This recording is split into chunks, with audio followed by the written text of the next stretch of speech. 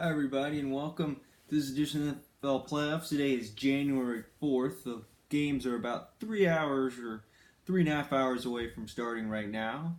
And we have two games today, both in the AFC. We have Bills and Titans. Bills versus Texans, pardon me. And then we have the Patriots versus the Titans as the prime time game. And then tomorrow we have Saints versus Vikings.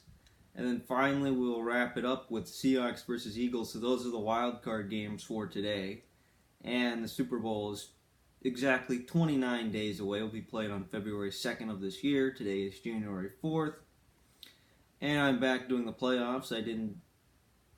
For the first time in 2 years, and I'm excited to do this again, And really for me, January, kind of like October, really as it's 1 month where I'm most dedicated to really one sport. And the summer months, like most of June and all of July, that's kind of different since baseball is really the only thing being played. I mean, no college football or basketball, obviously it's the summer. And then none of the other four major sports really play in the summer except for Major League Baseball, the only one that has exclusive. It's really exclusive, but really in October, I'm really dialed into the MLB playoffs, even if other sports are going on, like the NFL and even the NHL season starts. And are right around the same time the MLB playoffs start. But right now, it's January, it's the MLB off season. Spring training's still about 6 weeks away. Yes, I'm still celebrating the Nationals. I'm getting the World Series DVD, should be here any day now, and I will still be still going back and looking through their postseason games and enjoying the Nationals World Series victory. And also right now it is college basketball season. Conference play is just getting started.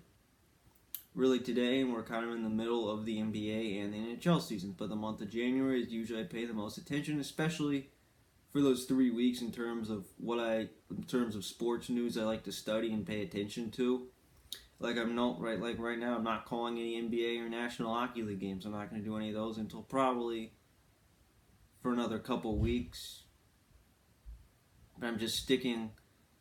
So right now, I'm just going to stick to the NFL. So without further ado, let's get it going. So Bills versus Texans. So the Bills is kind of interesting. Their offense is kind of not very good. More of the bottom third. They're ranked 23rd in scoring offense and 24th in total yards. So basically, right around the bottom 75%, bottom 3/4. But here's something that will really, really stand out. Their scoring defense, they average 16.2 points a game, so 259, and they're third in total yards. So here's the thing about the Bills. They have a great defense. There's no denying that. They really limited the Patriots, especially back in Week 4 when at the time we thought the Patriots were something that nobody's ever seen before. Looked like one of the great teams in league history. They really have limited the Patriots' offense this year, and granted, that's not that impressive. Many teams have, including the Cowboys and Eagles, who are mediocre teams where one of them had to win their division. And so they struggle to pass. That is clear, and we'll get into details about that later. And the Bills have allowed only 15 touchdown passes, second in the NFL. Like the Patriots are first, so that's less than one per game. So their touchdown interception ratio is basically identical. If you look at the ratios of teams, the Patriots ratio was staggering at one point in time. It is very rare to have more interceptions than touchdowns. It means you have to be really not allowed very many touchdown passes at all. And then interceptions, I think that stat could be luck, depending on how well you catch interceptions. Some could be dropped, some could not. Could be depending on the quarterback. That number really varies. And again, I guess this team, if they want to do anything good at offense, it's rushing. They're 10th. So, talking about the team. So, look, here's the thing about the Bills, is what you give. They win a lot of defensive battles. That's just who they are. They're not playing any shootouts at all. Their offense has been their weakness, and their biggest weakness is Josh Allen. And a good example of that is losing in Week 4 defensive battle against the Patriots. I think they lost something like 16-10, something like that. where I watched Josh Allen play and he just chucked deep ball after deep ball pretty much all game long, and they missed by a mile. Josh Allen does that a lot. It's like you can. It's like he has a strong arm. Oh, he showcases a strong arm a lot. Yeah, he threw that one 50 yards in there. Guess what? It was 10 yards over the receiver's head. Had no chance of catching it. Yes, has a very strong yet very inaccurate arm, and here's proof of that. He's 60th, despite his strong arm, is 30th in pass yards per game, 193.1. So again, think about all the quarterbacks that have played this year, and have started, have come in for a time or two. The right, Josh Allen ranks 30th. Of all those quarterbacks, you think of all the quarterbacks in the playoffs right now. 30th in yards per game, which that's remarkable considering his strong arm. And yeah, you see him play like, yeah, he has potential. Wow, he could be quite good. I mean, you could see, like, you could put together a Josh Allen highlight package, right? Where of him making his best plays. And you could see, wow, he is quite good. You could think that if you saw, hey, you don't know nothing about football, and you said, hey, this is Josh Allen's 2019 season in a nutshell. 5-minute highlight package. You would think he was a good player. But if you really watch him play week in and week out, whether you talk to Bills fans, if you happen to be any Bills fans that are watching this video, you can comment on what you think of Josh Allen as well. You've seen him play more closely than I have. Yes, I've seen him in coaches' film here and there. I've seen him a fair amount this year, but I've not seen every possible throw, right? And guess what? He's 32nd out of 32nd. He's last in completion percentage, is like 58%. So of all the quarterbacks in this league that have played even a reasonable amount, whether you're talking about maybe Duck Hodges, I don't know if he's in that category or not, or Mason Rudolph, who's been in and out, a revolving door, all the quarterbacks, 30th. Which that could be a big reason why his low completion percentage. What if his completion percentage was higher? Then maybe he would have more yards. Obviously, what if his completion percentage was 65%? Well, who knows? You'd have to do a lot of math. But yes, he would have more passing yards. He struggled to get to 3,000. And granted, basically sat out the last game of the year. So yes, so that is Josh Allen. Now on the Texans side of things, they're 14th in points scored and 13th in total, still a little bit above average in offense. And they're 19th in points allowed and 28th in total yards. So this is a big problem for them. They're 29th in passing defense, one of the very bottom 4 in the league. That's a category where you put some of the very worst teams usually. So they have terrible passing defense. They can't defend the pass, which is surprising since, well, their defense has regressed. In prior years, like, in the middle of the decade, 15, 16, they got in due to defense and mediocre quarterback play. And it's always been DeAndre Hopkins. He's been really the centerpiece of the offense, especially before Deshaun Watson, and even now, probably the second most important piece of the offense. But again, these defense used to be their strength. Now it's a weakness for them. 29th in passing defense, so how does that correlate to the Bills? And they've allowed 33 passing touchdowns, which is 27th in the NFL, 25th in rushing defense. Again, Bills, Josh Allen can run, give the ball off to Devin Singletary, and Frank Gore. So you have three people on your roster that are a threat to run. And it is another interesting stat, which doesn't get talked about. In yards allowed per drive, 31st, so depending on the field position. Let's say this happened. Let's say this scenario happens, right? Let's say they get the ball and they really struggle. They're pinned a lot and they have to punt. And let's say they have some of these flat 3-and-outs deep in their own territory and they punt. And the Bills get the ball close to midfield. Maybe in knowing the Bills' offense, maybe this is a game where there's a bunch of field goals and they lose by allowing field goals. They lose 12-9. I don't think that's going to happen. I don't think this is the way this game is going to end up, but that could happen. 31st and third down defense, last in red zone defense. And by the way, this is what used to be a huge strength for them in years past. They're 26th in sacks with 31. So they get 2 sacks a game and they're 26. So bottom 25%. So all these numbers I read off. So what they have to hope for. You obviously have Deshaun Watson, who does get sacked a lot, and the Bills get a lot, are a pretty good pass rushing team. So how often can he avoid getting sacked, right? Well, now, so you have that in mind. And then now, so you have that, right? You have the strength of your offense. Deshaun Watson. And he's had some great games. You know, you go back to Atlanta, 425 passing yards, 5 touchdowns against Week 5. Dominate.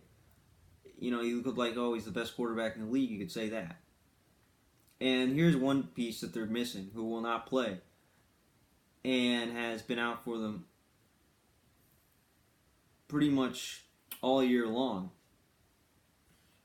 So Will Fuller, who again, great receiver on deep passes. You know, you watch him play. You know, get that game. He had 14 receptions, 270 yards. He has receptions of over 40 yards. Very good deep threat. And, you know, I've seen it. You know, I've only seen it on the eye test just a few times, just looking through coaches' film really closely. It seems like there's routes they run where they're both deep, where DeAndre Hopkins runs, he gets triple teamed, and then Will Fuller is open, right?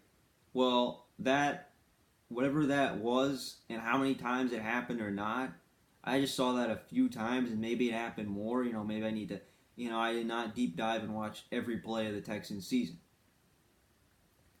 But if that is the case, if that did happen more often than I just saw, just something I wanted to point out, then looking at that is no longer an option. So you take that away and thinking about it. Now, I don't know if this will happen for sure. Normally, it depends on the side of the field, right? Tre'Davious White is normally on the right side of the field, who was named to first-team All-Pro yesterday. So how often does he guard DeAndre Hopkins? That'll be interesting to see. You know, I'll be watching closely since, again, matchups do vary. You know, it's usually from what I've seen more often than not. And I don't have any numbers to back this up. This is just from eye test. Normally, cornerbacks are usually on a certain side of the field, and this is the way the Bills play too. So I want to know how often does that happen? And when we saw the Texans against the Falcons, that's like their offense at its highest level. That is not them week in and week out. No, that was their best offensive performance. And also about Deshaun Watson. So the Texans are a good running team. They will run the ball. Carlos Hyde in 15 games played had over 1,000 yards and had about 15 carries per game. And then here's something very fascinating I found. So Deshaun Watson, Duke Johnson, who was a pass-catching running back, they had pretty much the exact same numbers of yards of carries and the exact same rushing yards. They were slightly different, but pretty much identical. Pretty much identical, about as identical as you can see. So if you add that all up together, so let's just say, so then they have 25 carries. And let's say they have, they could have over 100 yards rushing today. So they could have a good running game. And then Deshaun Watson getting sacked. He got sacked 62 times in 2018. And the question is, the Bills have the same number of sacks as he does on defense as Watson has been hit. So the question is, is it over under 3? Does Deshaun Watson get sacked over under 3 times today? I'm going to say over. And the question is, Will Fuller can look great at times, yet he has been shut down with a groin injury, will not play today. So now it's all on DeAndre Hopkins. And the question is, how does he do and how does this offense do? Since I feel like Will Fuller is good at creating space. Really, DeAndre Hopkins gets Will Fuller open. That's how it works. And now you don't have those options. So you take away an offense. This is a great Bills defense. And again, so you have the advantage. Clearly the advantage is offense Texans, defense Bills. There is no way around it. That is the way it is, and that is the way it is going to be. So now the question is, who wins? I think it's going to be a good defensive back. I think the question is, how does Josh Allen, a very poor passer, go up against a bad passing defense? And another question is, how does Deshaun Watson, who have against this team that once scored 55 points in a game and The other one was a pick six, but basically scored 48 points against the Falcons. How does this team do against this great Bills defense? That is probably the second best defense in the NFL behind only the Patriots. How does this work? What happens? I think it's going to be close. I think the Texans will have their moments on offense for sure. And Josh Allen will play better than usual. And I think points will be scored in this game. But at the end of the day, I'm going to settle on the Texans winning. I just don't trust Josh Allen. Shakiness in the regular season. I don't think he can just all of a sudden turn it on in the playoffs. It will be interesting to see, but it is in Houston. The Texans have always been the 4:35 ABC ESPN wildcard game. They win it again. They win tonight. So that means that they go on to play either the Ravens or the Chiefs. So now, I want to talk about Titans-Patriots. So again, this is kind of fascinating, reading articles. If you would have looked at the middle of the season, right in the middle of the season, at where these teams were at, it wouldn't have been anywhere close. You couldn't compare them to anything. They were complete opposite teams. Now all of a sudden, and I was thinking about this a lot today, before I came on, this is going to be a close game. This really is going to be a close game. And first of all, I want to talk about where I think these teams rank. So the Titans, they're 10th in points scored at 402. And they're 12th in points allowed. So last year the Titans had great defense. And they showed it. They shut down Tom Brady last year in Nashville, kind of in the middle of the season last year, against the Patriots team that would go on to win the Super Bowl. They shut down a high-level offense that was much better than the offense they have now.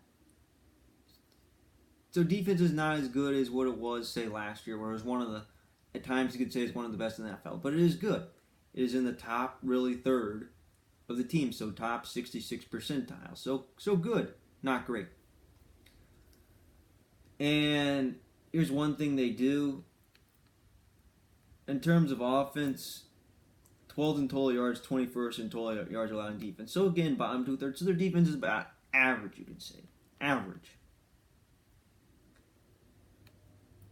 And one thing they do not do is they do not pass very often. This team does not pass, which again, against the Patriots team, that is the best pass defense in the NFL, elite level pass defense, that will be something they'll try to look to avoid. So now, they only threw 8 interceptions as a team, so the question is, does that total get higher? So really their strength is rushing. Rushing is their strength. They're third, the Titans are in rushing offense. Second rushing touchdowns at 21. And the biggest key of this has been Derrick Henry, who in his last 8 games has rushed for 1,034 yards on 168 carries, 11 rushing touchdowns. So if you do that as full season, that is coming close to breaking Eric Dickerson's record. That would be one of the single greatest rushing seasons in NFL history. I think that would break his record, just barely. And that would be 22 touchdowns. How Derrick Henry has performed in the last 8 games has been historically great. It's been at a level where, and then the last week of the season at 32 carries, 100 and 211 rushing yards. So basically carried the Texans on his back. And I looked at how well he's doing. And granted, just has been really good. And every game seems to pull off a really long run. Long touchdown run. Derrick Henry, this year he's led the NFL in rushing yards. You can make an argument that he's the best running back in the NFL. And granted, he's not going to catch a lot of passes. That's not his game. He is just get the ball and run. He's kind of an old school running back. 300 carries. And we'll see what happens, and just has evolved each and every year. You know, really last year was his coming out party down the stretch where he just got hot down the stretch.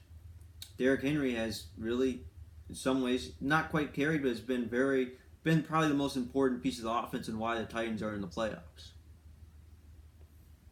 Also, and I was reading an article about this on The Athletic, though, that how you have the combination of Tannehill, Derrick Henry, and A.J. Brown. And A.J. Brown, rookie receiver, has gotten over 1,000 yards this year. Previous 6 games, 25 receptions, 605 yards. So 24 yards per reception. So if the ball's in AJ's hand, gets in AJ Brown's hand, it's going to be for a long gain. That's the way it's going to be. Had a 53-yard touchdown last week on the final drive. 85 yards receiving. So AJ Brown has been one of the better rookies in the NFL on offense. So again, you plug in those two guys, along with Ryan Tannehill, which again, they started out with Mariota again. 5th-year contract, 5th-year option, trying to give it another go. Struggled mightily. I mean, they got shut out by the Broncos and they lost to the Bills 14-7. All kind of in the middle of the year, kind of right around October. Their offense looked terrible. It's looking like it was going to be a lost season on offense. In comes Ryan Tannehill, who's been a cast-off in Miami. The Dolphins gave him as many opportunities as you could get. They decided to move on from him, and here he is, leading the Titans into the playoffs. And granted, they were 8-5. They were just 8-7. They did not make the playoffs by much. It took a lot for them to get into the playoffs, for sure. So that's kind of the Titans side of the ball. So now you have the Patriots, who are 7th in points scored. Don't let that fool you. It has dropped dramatically in the second half. And they're 15th in total yards. So their offense in terms of moving the ball is total, whether you count passing, running, is just average. It's right smack in the middle, at league average. I guess you can say barely. It's average. It's average. And their defense, 225 points allowed per game. Obviously, in the first half, it was at right around 7. It looked like it could be the greatest defense we've ever seen. It is still very, very good, but not historically great in their first in total yards. So again, this is the best defense in the Belichick era. It really has been at times. It has been on and off over the years. It has been inconsistent at times over the years. It's not always been great by any stretch of the imagination, but this year it has been great. And at times this year we think this is the greatest Patriots team we've ever seen. Well, here they are, playing in the wild card game. And again, they're second in passing defense, so they have great passing defense. And here's a very interesting stat. So they've allowed just 13 touchdowns, but 25 interceptions. So their touchdown to interception ratio is 2-1. You want to look at the really bad teams that struggle to get turnovers. It is not like that. So their touchdown interception ratio, or interception to touchdown, however you want to call it, they have twice as many interceptions as touchdowns, pretty much. And their rushing offense is a little bit below average. They have really good run defense, 6th in that. So again, having Derrick Henry, and Derrick Henry, who has, against a Titans team that has scored 21 rushing touchdowns, here comes the Patriots team that has allowed just 7 rushing touchdowns. So that is very interesting how things correlate, just looking at the stats and numbers deep dive. And they allow just teams to basically to get a first down 24% of the time, which is first by far the highest in the NFL. So their third down defense is outstanding. So again, it is very hard to score on this team. Very hard. And also, pass rush, which used to be a weakness for them. They are 8th in the NFL, so top 75%, 47 sacks. So again, defense for this team is unquestionably spectacular. This is the best defense in the Brady Belichick era. One team that got to them, I think that got to them the most, more than anybody else from observing, was Deshaun Watson and the Texans back in Week 13, and Lamar Jackson's Ravens, who just completely outplayed the Patriots in that game. Which I think going into that game at the time, the Ravens were, I think, 5-2, something like that. Yeah, they were 5-2, maybe 6-2, or yeah, they were 5-2 while the Patriots were 8-0. The Patriots didn't look close. Well, that has changed dramatically. So, by the way, here we are. So Tom Brady, these are just examples I found. So again, the Patriots, Tom Brady has been about the worst that he's been in a long time. This completion percentage is the lowest since 2013. He's 42. He's 42. He's declining. Well, he is still, I guess, a good quarterback at times. An NFL quarterback is definitely a starting quarterback. he did not make the Pro Bowl this year for the first time in who knows how many years, probably since 2008. Brady is just not has not been very good for most of this year. I mean, you talk about red zone, or you talk about just incompletions. You see more incompletions. You see throws that you see him miss open throws. And granted, there's been some drop passes for sure, but again, this has just not been the same player. You know, the Patriots have had to settle for field goals instead of touchdowns. I mean, you remember kind of back right before Thanksgiving, kind of in that November stretch where they played the Eagles and the Cowboys, right? Games that at the end of the year you'd expected to be shootouts at the very least. Certainly the Patriots winning. Those were defensive battles that the Patriots won. They won a defensive battle against the Bills really twice. This has been going on and on for a long time now. This is not Tom Brady's team. This is the defense's team. This is their team. And again, you know their second best receiver is Mohamed Sanu. Well, check this out. Last 6 games. 14 catches on 28 targets, 103 receiving yards. This is somebody who basically, and in Cincinnati and Atlanta, has basically been usually the number 2 receiver.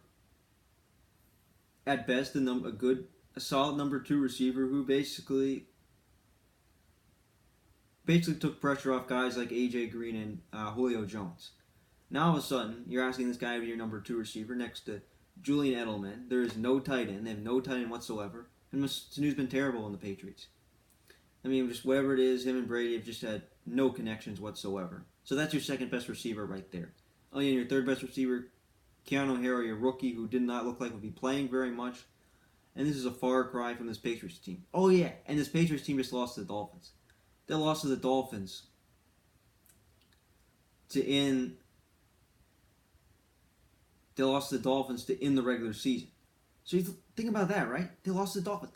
Go back to week 2. You had Antonio Brown, Josh Gordon, and this was your team right here. You had these 2 teams.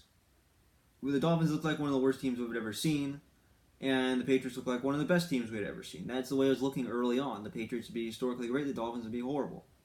Well, fast forward. The Dolphins are 5-11, and the Patriots are 12-4. And Ryan Fitzpatrick led a game-winning drive when we thought the Patriots had a game-winning drive. So the Patriots offense last week looked like the best it had when they lost to the Dolphins. I mean, what is with this Patriots team? At one point, they looked like the greatest team we've ever seen. Now we're wondering if they can even win a playoff game.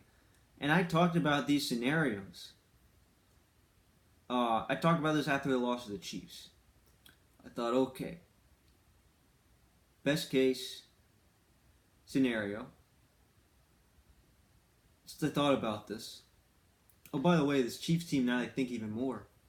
This was the Chiefs team that was once 6-4. This Patriots team was 10-2.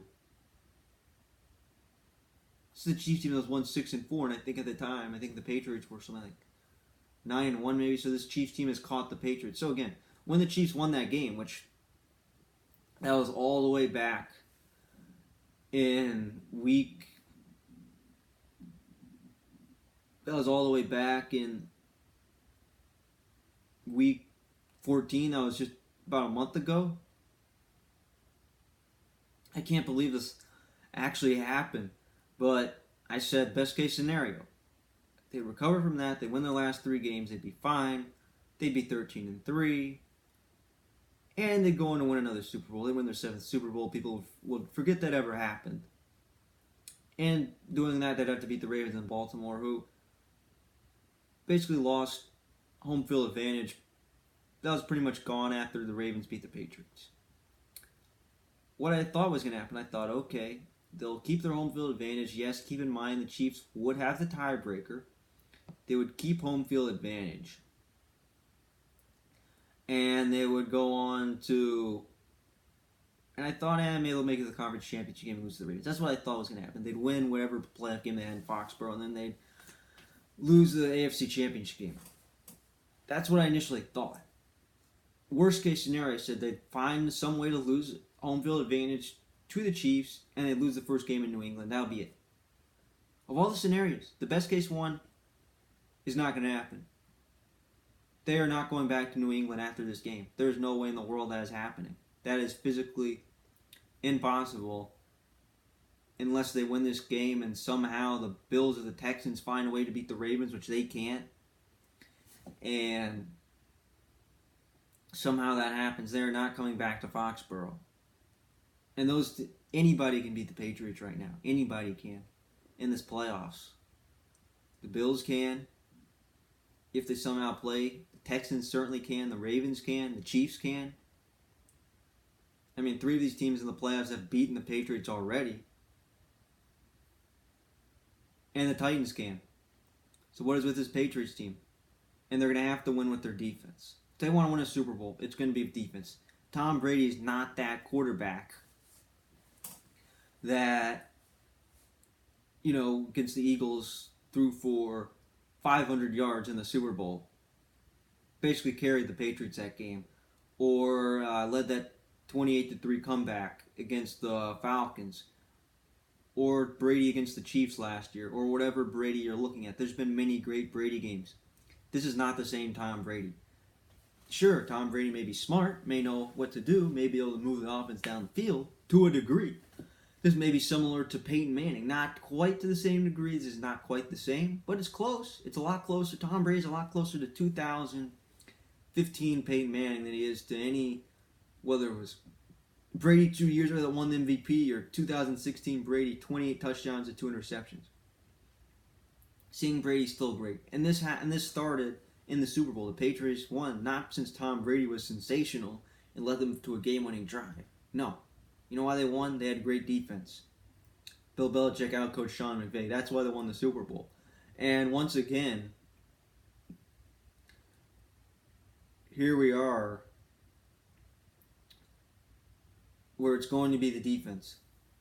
It is. If they manage to win 4 games in a row, I mean, things could change, but I think this is a team that wins defense. This is a team that wins the Super Bowl with their defense. The defense just takes over, and Brady plays pretty good football, but it's the defense that wins them a Super Bowl. That's how it's going to be if they somehow manage to do that. And what I think is going to happen, so the question is, who's going to win? Since you want to look at advantage quarterbacks, who would you rather have? Ryan Tannehill or Tom Brady? Based on the eye test, Ryan Tannehill. I mean, who would have ever thought that? Certainly, this season, going into this season, who would have ever thought he'd rather have Ryan Tannehill and Tom Brady? This is my opinion. I mean, this is crazy to think about. Running back, Derrick Henry, best running back in the NFL this year, technically in terms of rushing yards, or whatever they have with Sony Michel. They're a combination of Sony Michel and Rex Burkhead. Titans, receiving core. A.J. Brown, put him on the Patriots. He's their best receiver by far right now. Best receiver by far. Certainly in terms of eye test and in terms of numbers. And how you can do. So I'm going to give the advantage to the Titans. Based on A.J. Brown alone. In defense, Patriots. No team is... So the Patriots. It is obvious they're the best defense in the NFL. There's no question about that. Yet, the reason why I think they can lose is they just lost to the Dolphins. It seems like anybody can beat them. The Texans beat them. And don't be fooled by the score. They beat them by a wide margin. The Patriots had no chance of winning that game. Really, outside of that first quarter. It was not even close. The other team that beat them was the Chiefs, Ravens, and of course the Dolphins. So how does this happen? What is wrong with this Patriots team? Everything, their dynasty, that's great. They won 6 Super Bowls. That's all on the line tonight. Their chance to repeat is all on the line tonight. And granted, that's every NFL playoff game. The Saints season's on the line, for crying out loud. And a lot of people are probably picking them to go to the Super Bowl, right? That's just the way the NFL is. The 2007 Patriots season was on the line when they played their divisional round.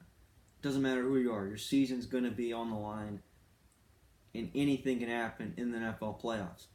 It is possible that the Super Bowl could be Titans versus Seahawks, or Titans versus Vikings, or Eagles, whatever. You could get a matchup you weren't expecting. It's one and done. You lose, that's it. And that is why I think the Titans can beat the Patriots, but at the end of the day, the Patriots have the great defense. It is Tom Brady, who could still put together a good game today. It's Bill Belichick against Mike Vrabel, who, reading articles, Vrabel really wants to beat the Patriots. That's obvious. Anybody does. And it's going to be close. In fact, people were actually picking the Titans to win, but it's the Patriots. They're not going to lose in the first round of the playoffs, are they? I don't think so, but we'll see. I'm going to pick the Patriots tonight to win, whether they'll very likely end up losing to Kansas City next week. So that's the AFC side. I had the Texans winning, and I had the Patriots winning. So now it's time for Vikings Saints. So the Vikings is kind of interesting. So they're 8th in points at 407, and they're 5th in points allowed at 303. And then in terms of moving the ball, they're average in total yards on offense and defense. So they're pretty much average right there. Right then and there. They do force turnovers. They're 4th. They've forced 31 turnovers. And this is a team that likes to run the ball. And passing defense is 15th. Overall, they're average in many categories, but they're a 3rd of 17 interceptions. Their biggest strength in run defense, by the way, they're also right around average at 13th. They're 6th in rushing. 6th in rushing touchdowns. Yet, it's kind of interesting. They're 5th in sacks. They are 2nd in red zone defense.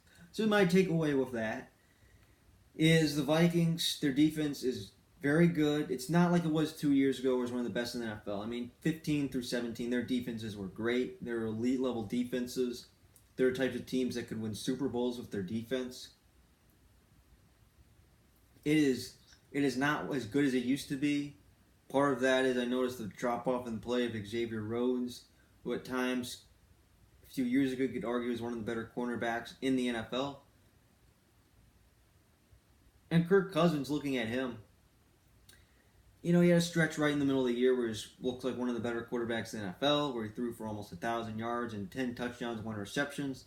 But that has not been Kirk Cousins' season. This has been, I guess you could say, inconsistent. In terms of playoff experience, you have him against Drew Brees. Has played in 1 playoff game and lost that. Has been on has put up good numbers on okay teams. This is a good Vikings team. They were once 10-4. Yet, for the longest time, despite their records and what they might have indicated, you say 10-4 in another conference, that can be very good. But for this Vikings team, they were 10-4 at one point, but when you look at that, they're in a division where the Seahawks and Rams, you could argue, could be 2 of the 3 best teams in football. Or Seahawks and 49ers, excuse me. Seahawks and 49ers, they're in that conference. They're also sharing a conference with the Saints and also with the Packers. So it was clear for the longest time that they're the 6th best team in their conference. Now you can make an argument, that was in terms of seeding. Obviously they're better than the Eagles or Cowboys were at any point for a long time. They're better than both of them. They had run away with the NFC East, right? To have good quarterback play. One thing that could be a concern is Dalvin Cook, who, again, was leading the league in rushing at one point for a long time. Throughout the first half of the season, looked like you could say he's one of the better running backs in the NFL. But he's had just 147 rushing yards in 4 games since then, after Week 10, and has missed the last 2 regular season games. So Dalvin Cook is really slowing down. Running, that was once a big strength for them, has slowed down. Maybe that is why they're 6th in the league in rushing now. That has dropped off. Another concern with the offense, Adam Thielen, who for a long time was so good, missed a bunch of games, missed 6 games, and when he did play, had just 30 receptions for 418 yards. Did have 6 receiving touchdowns, though, so that could be a plus. That could be something to watch for. But then again, previous 2 years combined, 204 receptions, 13 touchdowns, and 2,000 649 receiving yards. So over 1,600 receiving yards. That was from 2017-18. So he's one of the better receivers in the NFL in terms of production during those 2 years. So now obviously you have two missing pieces that are questionable coming into this game that have been limited throughout the year. So again, they got shut down by the Packers in Minnesota in Week 16. The Packers defense shut them out, which we will talk a lot more about the Packers defense in about a week from now. So they got shut down there. And then on the other side, they lost a game to the Bears where they're resting everybody since they had nothing to play for, which that was smart. So again, in terms of momentum, they don't have any what is their momentum coming to the playoffs? I have a hard time seeing that. Since you look at the Saints, a team who, if they could have just barely found a way, and the reason why they lost their tiebreaker, they're 13-3, so are the Packers. You have 3 teams that are 13-3. The reason why they lost their tiebreakers, the Packers, while they lost to the 49ers, that is why they're not the 1 seed. So again, right, and the Saints also lost to the 49ers, so there you go. Those are 2 advantages the 49ers do have in having the number 1 seed. But the Packers had a better conference winning percentage. So, if, I could look at their schedules and see who they lost to. They're both 13-3, but I guess the Saints lost are all within the conference. Falcons, Seahawks, and then the 49ers losing to the Falcons in the middle of the year definitely looks bad now. So again, the Saints are not that far off. They could have very well been 15-1. Or no, I'm sorry. They beat the Seahawks. They lost to the Rams when Drew Brees got hurt. Drew Brees got hurt. It was off of I think it was just some sort of snap. Just his thumb got put in a funny motion and missed 6 weeks. And Bridgewater was spectacular for them, but for the Saints, did a great job of filling in. While Brees was hurt and they didn't miss a beat. And I can't believe it. And this is kind of funny to think about, that division and the NFC South. I mean, after week 2, I thought the Falcons could win the division. 1-7. They beat the Saints. They get hot. They're 7-9, which again, that'll be fascinating to look back on the Falcons during the offseason on coach's film or something. But I'm not here to talk about the Falcons. And while the Saints was an interesting division, they managed to stay afloat. Bridgewater played very well without Drew Brees. They didn't miss a beat. So again, they lost that Rams game. I think they're destined to lose that Rams game anyways. But again, if things go a little bit differently, the game they should have won against the Falcons, give that a win, and should have won, and very nearly won, they are quite close to being 15-1. They are quite close to being 15-1. Maybe they should be 15-1, since you should not allow 48 points, and they should have won that 49. So you say should have, right? So they should have clearly. So with that, many people are saying they may very well be the best team in the NFC. They may be one of the best 3 seeds ever constructed.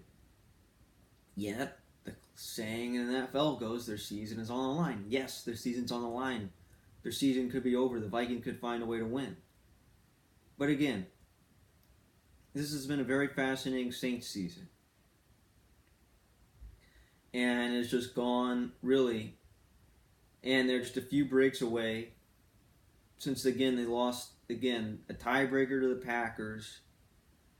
They're just there's a couple bad breaks away from being 15-1. They're that close. So again, the Saints, if you want to talk about their rankings, they're 3rd in points scored, 458. Points allowed above average at 13th. 9th in total yards, 11th in total yards allowed. So again, way above average, kind of the top third. They don't turn the ball over. They lost 2 fumbles all year. The Eagles in that game against the Seahawks, which I'm about to talk about, lost more in that game than they did all year. 8 turnovers. Very, very smart with the football.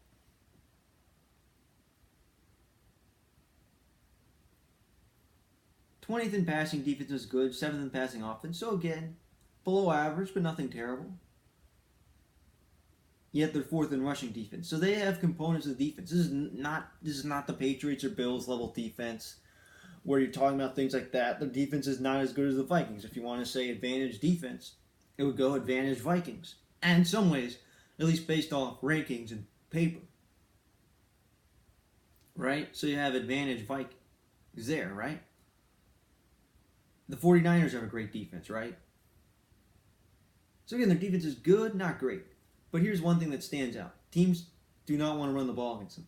Fourth in rushing defense, second in fewest rushing attempts. So again, rushing defense is their strength. And they are third in the NFL in sacks at 51. Cam Jordan's been great this year to Mario Davis, who does blitz a fair amount, has been an All-Pro this year, has been named an All-Pro. That's what I remember seeing. So again, this is a good Saints defense. They have a lot of strong pieces to their defense. They have a lot of tools. While it is not one of the very best defenses in the NFL, it is a good defense along with their elite level offense. And things that I found against the Panthers, they played very well down the stretch in the season. I watched that game. And against the Colts, Drew Brees is flawless. I rewatched that, so I've seen that twice now. 29 of 30, 307 passing yards, 4 touchdowns. So again, a flawless game against a team. And with that, there's so much better things to look at. So looking at those two sides, and you have Michael Thomas, who had, I think, 149, 150 receptions, broke the NFL record, had one of the best years a receiver has ever had. In terms of offense, you want to break this down. They do have a big advantage on offense, and their defenses, I think, are close together, but it's slightly more than the Vikings.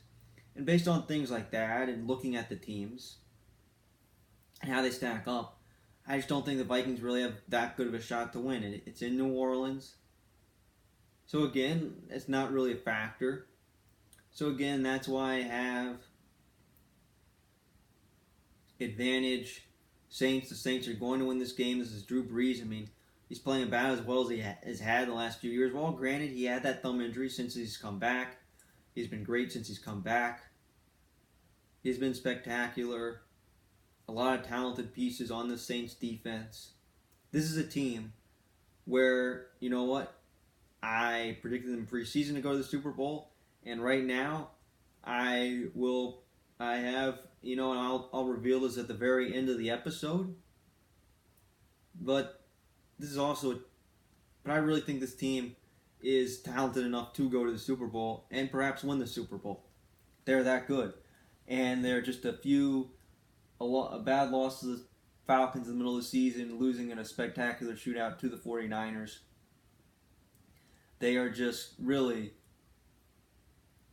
one very close and could have very well been 15-1. This is a great Saints team that survived without Drew Brees, just kept winning. They went undefeated without Drew Brees. And right now, this may be the best team in the NFC. And the Saints are going to win. I don't know how the Vikings win. I don't know what there is. Viking strength is running. We have Delvin Cook who's limited, who's still hurt. Oh, this is a really good run defense. Oh, great pass rush. I mean, this Vikings defense is good, but it's not going to shut down the Saints. The Saints are winning this. I don't know how the Vikings win. If they do, I'd be very surprised, and I'll explain. If they do win, I'll explain how next week. So, Seahawks-Eagles. This is kind of an interesting matchup. Since at one point in time, going into the final 4 weeks this season, the Seahawks were 10-2. You could say they're Super Bowl contenders, while the Eagles were 5-7, and they had just lost to the Dolphins. And they knew they had to run the table. They knew they had to win all 4 games to win the NFC East, or a lot of people call it this year the NFC Least. And the Eagles somehow managed to beat the Giants with that new offense. It took them a good second half in overtime to beat the Giants. So they very nearly lost to a Giants team that was 2-10 going into that game. It took them a long drive against the Redskins, an offensive shootout with Dwayne Haskins, a struggling rookie quarterback at one of the worst Redskins teams we've ever seen. And Carson Wentz had to leave the game lead a game-winning drive, which I watched that game. I know what happened in that game. And then you beat the Cowboys, which, again, I was wrong about that game. 2 weeks ago, I said the Cowboys are going to win. I don't know how they lose this game, right?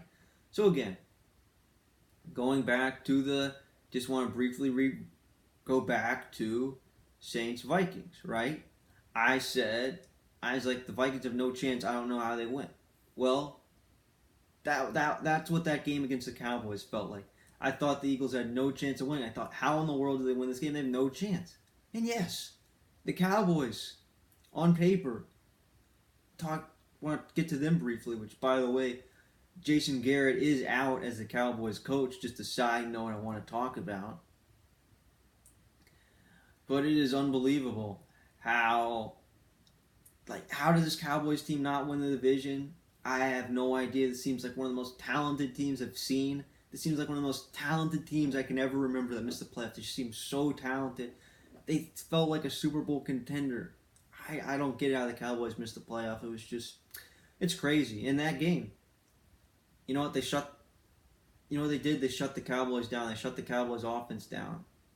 They just outplayed the Cowboys on offense on both sides of the ball. They got the stops they needed to, just to upset win. And then against the Giants, I watched that game too. It was kind of a close game. Saquon Barkley made it very interesting. Then they just took over. The Eagles took over from there. Boston Scott had 3 touchdowns in that game. And here we are.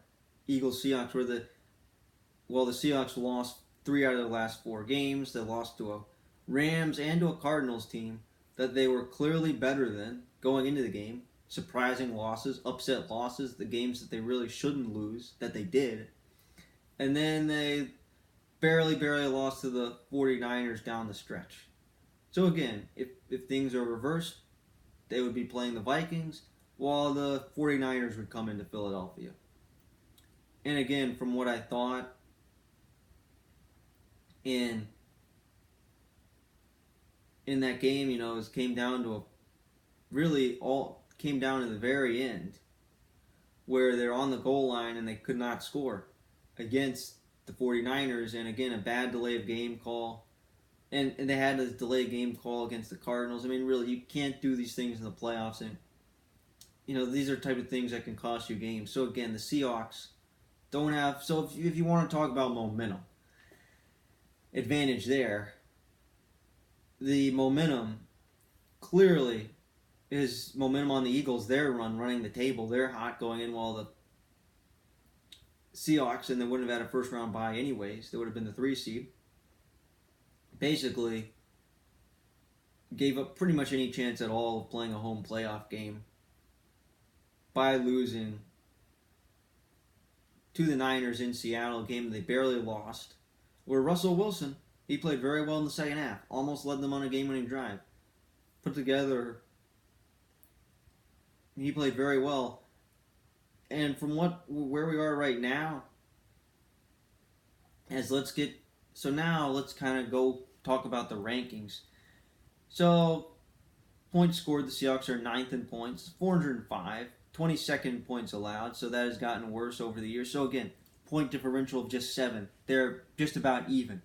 It's amazing how they're 11-5, they're just even. Well, they've won a bunch of close games. You can look at the beginning of the year, they just barely beat a Bengals team that went 1-15 on opening day. And things like that, right? So winning a lot of very close games. And the games they lost were close too. So just pretty much even. 8th in total yards, 26th in total yards allowed. 27th in passing defense. Yet, for some reason, they take the ball away, 16 interceptions, and just 5th in passing touchdowns allowed. So again, I think they allow a lot of yards when it comes time to get in the red zone. I think they really start to do better. Rushing is their strength, yet that has pretty much been taken away. Sure, they're 3rd in rushing attempts and 4th in rushing yards, but that is no longer relevant. We will explain that in a minute. 22nd in rushing defense. Okay, So here's the deal with the Seahawks. They have a lot of injuries right now.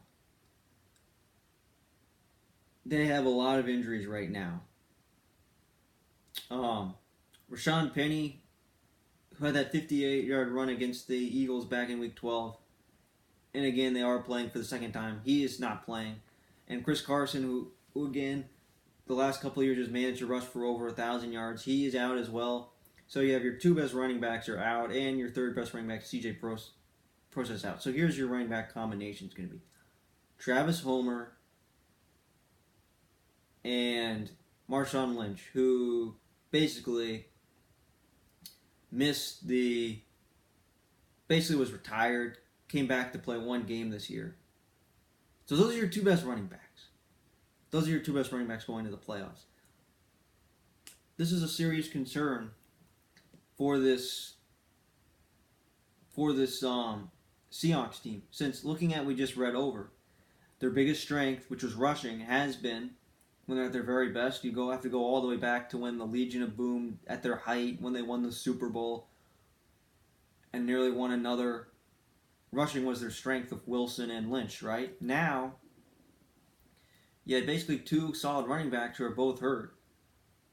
And now all of a sudden, you're going to have a hard time running the ball. And we'll find out very soon why. Right? Since now if you want to go to the Eagles. So the Eagles, they are 12th in points scored, so above average. 15th in points allowed, so about average. Total yards 14th, 10th in total yards allowed, so above average. Yet here's the biggest strength. They fumble the ball a lot, 15 times. 31st in the NFL. So again, what happened when they lost to the Seahawks? They fumbled a lot. 21st in passing touchdowns allowed, so below league average, below in interceptions. They are a pretty good running team. And here's the biggest thing. They're third in rushing attempts and third in run defense. So they have really good run defense. That has been their strength for years. That was their strength when they won the Super Bowl. They're very good at stopping the run. Right? So again, here are the problems that the Eagles had. I saw when they played in defensive battle against the Patriots, a game that they lost. They lost defensive battles back-to-back weeks, actually, where they had a great drive there in position to really take a 10-0 lead against the Patriots. That didn't happen. By the way, their three best receivers, Alshon Jeffrey, Nelson Aguilar, and Deshaun Jackson, who has basically not played this year, are all out with injuries, so they have no receiver. That has been known. That has been very known since basically for the last month, and yet they have managed to win all 4 games.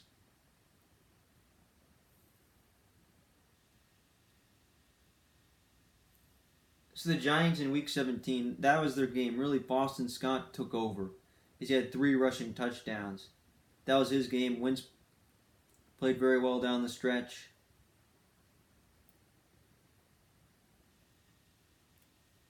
In the game.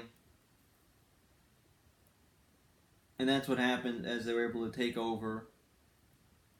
So that was their strength. The player of their game was Boston Scott, who also had 4 catches for 84 yards, in addition to his 3 rushing touchdowns. So again, that's how they kind of made it to the playoffs. So, based on about what I just talked about, so now let's go into the last game of that regular season game. So again, what happened was basically what happened. Russell Wilson, who again, this is something that happens to him all the time. He gets sacked a lot, right? He got sacked about 48 times this year. He got sacked 6 times in that game, right? He got 6 times. And the Eagles fumbled 5 times. They lost 3 of them, including all in Eagles territory. Carson Wentz threw 2 interceptions. It was bad. They were stuck on 3 points for a long time. It's 17-9, but that was just a very poorly played Eagles game. They looked awful that game. I mean, having 5 turnovers, yet Russell Wilson getting sacked. by the way, the strength that the Seahawks had, and I just talked about, is taken away. It's gone. So you have no running. So your three best running backs are out against the third best running defense in the league. What do you think's going to happen? Well, they can't run the ball. I mean, are you going to ask Marshawn Lynch to run against the Eagles defense, a great Eagles run defense? Somebody who's retired, who played one game this year? I mean, are you going to ask him and Travis Homer to do that? So what do you do then? Since what their strength was, defense, that is pretty much gone. They don't secondary. It used to be Legion Boom. Their defense is just not very good. It's probably one of the worst defenses the Seahawks have had in years. Probably, if I had to guess, probably in something like 8 or 9 years at least. Maybe even the Pete Carroll era. I mean, that would be fascinating to look up before the game. So again, now it is all Russell Wilson. And that is why Russell Wilson is going, while he's not going to win the MVP, he's going to come very close to winning it. And again, I looked up Russell Wilson's first, second half splits. His first half was way better than the second half. That's why he looked like a strong MVP candidate in the first half, while he has declined in the second half, right? The Seahawks team's not as good as what they were. I mean, they went from looking like a Super Bowl contender to now, can they win this game? It's going to be a close game. And based on reading stuff, I was reading some articles from The Athletic, and it's common sense. Just look at who they have. It's going to have to be Russell Wilson. And if the Eagles, A, take care of the ball, something they did not do the last game against them, they take care of the ball, so maybe those drives, those 5 turnovers, maybe they've none this game, including I think 3 of them happened territory, they win the game. The Eagles take care of the ball, they win the game. If anything close happens, let's just say the exact same thing happens. Russell Wilson is sacked. The Eagles' defensive line gets to him. And then the Eagles don't turn the ball over. They move the ball like they did against the Giants last week, like they did against the Redskins, or any other game down the stretch. Really, the last 3 games, their offense performs at that level, and their defense plays the exact same way. They win the game. The Eagles have a real shot to win this game. And it was kind of funny. So I looked at kind of the over-under. I don't gamble. I don't bet. I usually don't care about the lines. I'm just curious. The Seahawks are 1.5 point favorites. And yes, clearly they're the favorites. But this is not what I thought it was going to be. If this was the 49ers playing the Eagles, I would think the 49ers would blow them out. But what is the Seahawks team down the stretch? Like, what is their identity? Since, again, they don't match up very well with the Eagles. They might have a better shot to beat the Vikings, who they beat back in week 13, but they're not playing the Vikings. If they would have beaten the 49ers, and if they wouldn't have lost, so games they shouldn't have lost to, maybe they should be 13-3. Who knows? So again, but they're not. And if they don't have momentum, if you want, again, I talked about this at the top when I just started previewing this. Talk about momentum. Who has the momentum in this game? The Eagles do. That is your advantage, right? Since they have run the table, they have played hot. They were basically in every game, ever since they lost to the Dolphins, a game that they shouldn't have lost, but they did, where you could have said their season was done. You know, if they would have lost to the Giants back in Week 14, their season would have been over. They would have nothing to play for. Again, this is a team that, well, yes, they're 9-7.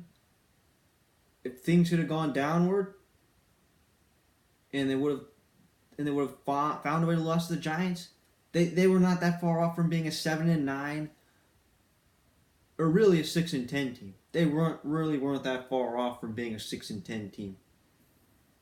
A few things could have gone more wrong. Let's say they would have lost to the Redskins. They didn't take over against the Giants. So they lose those 2 games. So now they are 7-9, and they probably lose to the Cowboys. So whatever they were,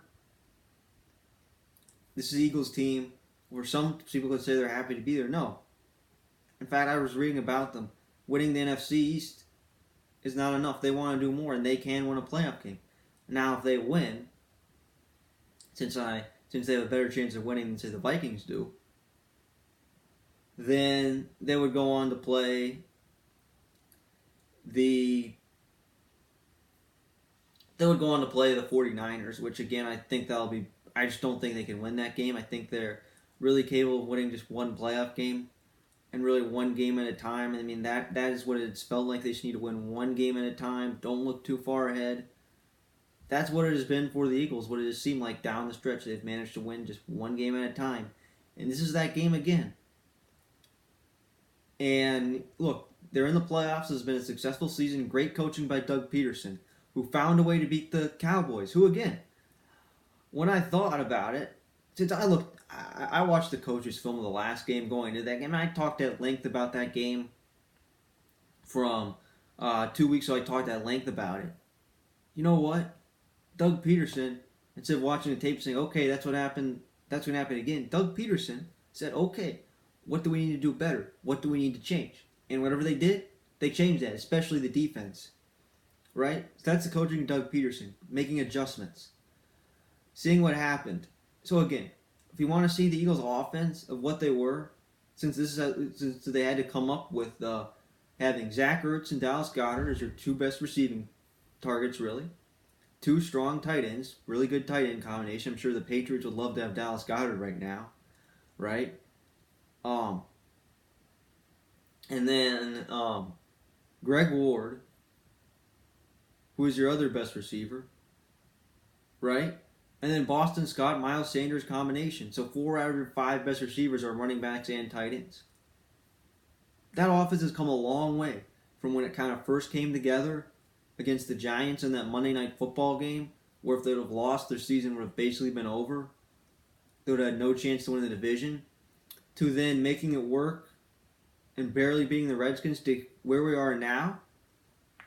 The team that scored 3 points in the first half against the Giants that then went on to score 34. Alright, this offense has gotten better and better down the stretch. This team is looking better every week.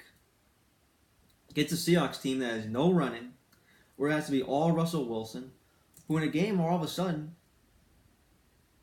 for weeks I thought, you know what? Whoever loses the NFC West is going to probably blow out the Eagles if they find a way to win the division. That's just what's going to happen. That is not the case at all anymore. It's going to be a very close game. In fact, of all the playoff games, I think the one that's going to be the least close is probably the Saints-Vikings. To then the Titans-Patriots could be close. If you want to talk about momentum, right? The Patriots don't have any momentum. I mean, what is their momentum? What is the Titans win the momentum battle there, right? If there's a such thing, right? This game, man, the Eagles, I think now I look at it closely, they do have an advantage. And I have a hard time picking this. At the end of the day, the Seahawks are the better team. They have been the better team. The Eagles have always been the underdog. I've picked against them all 3 times when they won the Super Bowl. I thought they were going to lose to Atlanta. I thought they were going to lose to the Vikings for sure. I thought they were going to lose to the Patriots. Well, you know what? I'm going to pick against them again. Yet, I feel like they're going to win. I have the Seahawks winning since Russell Wilson, again, maybe better, may make adjustments. They're going to find a way to win. It's going to be close. It's going to be kind of an offensive battle of passing. A lot of passes will be thrown. It's going to be close. And the Seahawks are going to win just barely. And they're probably going to get blown out by the 49ers next week. That's probably what's going to happen. Well, again, they played 2 super close games with the 49ers that are both close thrillers. So, again, I think the Seahawks are a better team. While you look at things the Eagles can win, this is just a bad matchup for them compared to whether if they would have had to play the Vikings instead or whatever. This is a shorthanded Seahawks team. They are capable of winning. They just have a bad matchup based on what you're seeing, comparing things on paper and stuff. So I think they do win. But if they lose, I'll not be surprised. So those are my picks. I want to go back through them real quickly. And then I'll make my Super Bowl picks. Okay. So going back earlier, I picked the Texans to beat the Bills, and I picked the Patriots to beat the Titans. So what that means now is we'll do rapid fire playoff picks. I have the Chiefs then going on to beat the Patriots, and the Ravens beating the Texans again. They blew them out in Baltimore the last time. I don't see how that changes. So those are the two candidates right there. I have Ravens Chiefs in the conference championship game, and I have the Ravens beating the Chiefs again. This time it's in Baltimore. It was a classic game. That's probably the team that is probably the biggest threat to the Ravens right now is the Chiefs, based on the last time. But again, that was back in week 3. A lot has changed. So now here we go. What I said earlier. Saints, Vikings. I have the Saints winning. And then today, I have barely picked the Seahawks to beat the Eagles. I almost picked the Eagles. And people have picked the Eagles, but I'm going to pick the Seahawks at the end of the day. I mean, a month ago, it wasn't even a debate of who was more talented. Now, as of here and now, it is very close. Just a few things can turn. But I have the Seahawks winning, who then will play the 49ers next week, who again have played in a bunch of close battles with them and maybe can beat the 49ers. Who knows? But as of right now, I am going to pick the 49ers, the Saints, and the Packers. I'm going to pick the Saints. So again, I have the Saints beating the 49ers. So my Super Bowl pick is Ravens over Saints in the Super Bowl. So that's who I think wins Super Bowl 54. So this is the first wild card week. I will be back on next week to do preview. I'll preview the divisional rounds and I'll go through what happened during the week. So thank you for listening, and we will see you next time for the divisional round.